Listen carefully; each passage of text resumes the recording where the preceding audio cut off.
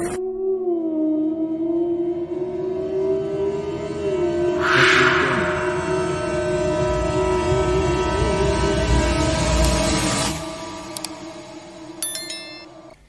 Assalamualaikum and welcome to Pika Storyteller Channel. So, mula-mula sekali terima kasih sebab sudi untuk klik pada video ini. Dan saya Pika dan seperti biasa saya akan menceritakan tentang banyak kisah-kisah seram dan misteri untuk anda semua. Jadi tanpa kita buang masa, jom kita mulakan. Untuk video kali ini, Pika akan menceritakan tentang kisah Mona Fendi. Mungkin banyak sangat kot korang dah tengok video, baca dekat blog, baca dekat newspaper berkenaan dengan kronologi kes Mona Fendi. So, untuk kali ni Pika nak fokus kepada kejadian ataupun benda yang berlaku selepas kematian Mona Fendi. Sebagai permulaan, Mona Fendi ni atau nama sebenar dia ialah Maznah Ismail. Dia ni dilahirkan dekat Perlis pada tahun 1956. Dan masa dia muda, dia ni mempunyai cita-cita untuk menjadi seorang penyanyi tersohor ataupun pop star. Tetapi malangnya, walaupun beberapa lagu dia dikeluarkan, tapi dia punya career sebagai seorang penyanyi dekat Malaysia ni agak flop.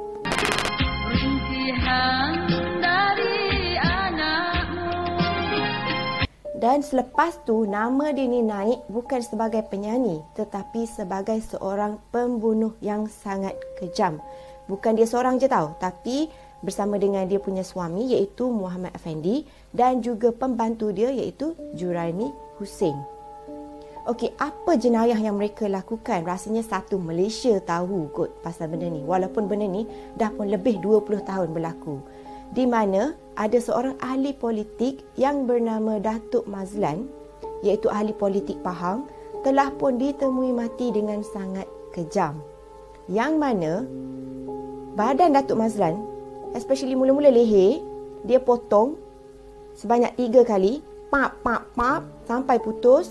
Dan lepas tu badan Datuk Mazlan ni mereka potong kepada 18 bahagian dan kulit Datuk Mazlan disiat-siat dan dagingnya dilapah.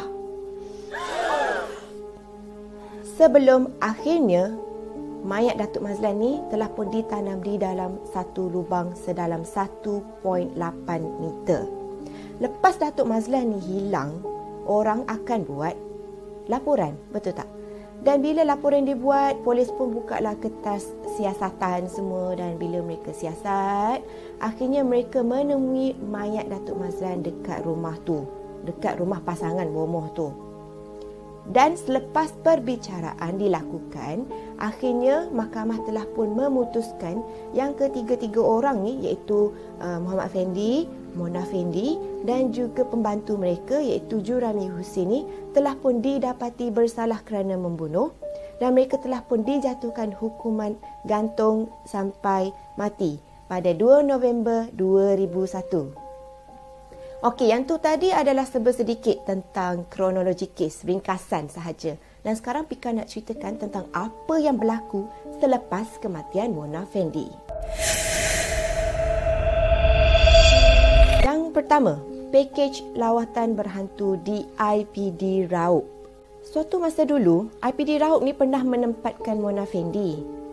Dan mengikut beberapa kaki tangan yang ada dekat sana, mereka katakan lokap yang pernah menempatkan Mona Fendi tu jadi berhantu.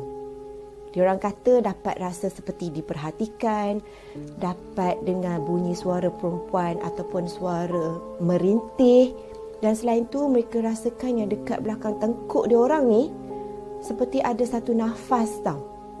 Jadi keluarlah satu idea iaitu cadangan untuk membuatkan tempat tu jadi lebih menarik, iaitu dengan menawarkan pakej lawatan berhantu di IPD Raub. Bila cadangan tu disuarakan oleh tourism Pahang sendiri, ramai juga ada orang yang tak berapa nak setuju. Lebih-lebih lagi anak kepada Mona Fendi dan juga Muhammad Effendi. Dia kata kenapa masih lagi nak mensensasikan sesuatu tempat ataupun benda tu dengan mengaitkan nama mak ayah dia. Lagipun mak ayah dia pun dah lama meninggal kan. Masa tu 2011. Okey, yang mana masa tu mak dan ayah dia dah pun meninggal selama 10 tahun lah. Sebab dia orang kan meninggal tahun 2001. Dan selain tu juga anak kepada pasangan ni pernah bagi tahu ataupun cabar sesiapa sahaja yang pernah nampak hantu, yang pernah nampak kelibat untuk tangkap hantu tu, bawa sendiri datang ke rumah dia untuk buktikan dekat dia yang ni hantu mak ayah dia. Macam tu. Yang kedua, aktiviti ngangkung di rumah lama Mona Fendi. Okey. Bagi golongan kaki judi ni, mereka sanggup buat apa sahaja kan. Kalau ada orang aksiden, dia orang akan tengok nombor plate sebab nak ambil nombor. Okey. Kalau ada satu benda yang seperti jenayah dan sebagainya, pembunuhan ke apa, dekat situlah juga dia orang nak pergi. Termasuklah juga rumah lama Mona Fendi. Jadi bila beberapa penduduk kampung ni nampak ada beberapa geng yang datang ke rumah Mona Fendi ni, lepas tu dia orang keluar. Jadi penduduk kampung ni rasa macam asal lah, apa awak buat dekat sini?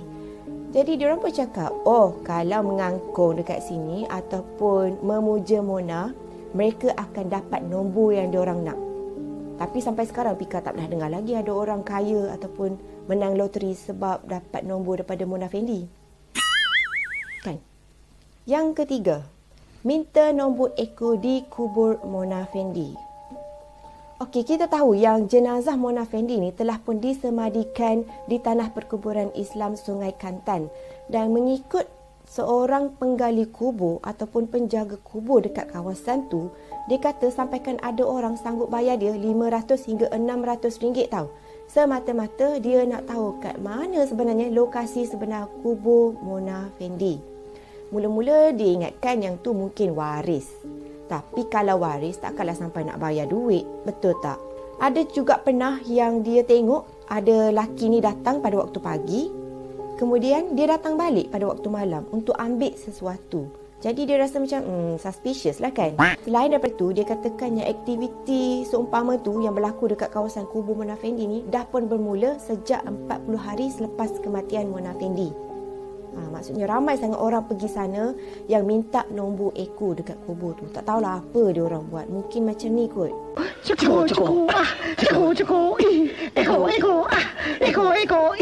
Dan bila si penggali kubur ni ataupun penjaga kubur pergi cek dekat kawasan kubur Mona Fendi tu, dia kata dia selalu terjumpa lilin, dia jumpa kertas dengan tulisan 0 sampai 9.